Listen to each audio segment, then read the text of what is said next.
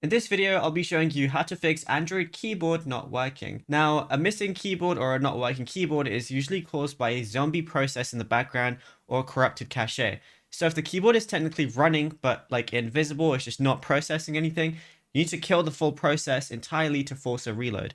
So swipe down on the top right of your screen, which is going to bring up your control panel, then click the settings wheel icon on the top right. Now, once you're here, go ahead and find apps, which is going to be towards the bottom. Go ahead and click on it and make sure you're on see all apps. Now over here, you just want to find your keyboard. So, whether it's a Google keyboard, Samsung keyboard, or anything like that, go ahead and find it. Go ahead and click on it. Now, once you go ahead and find it on the bottom, you're going to see force stop. Go ahead and click on that. And it says, if you force stop an app, it may cause errors. Then just force stop it.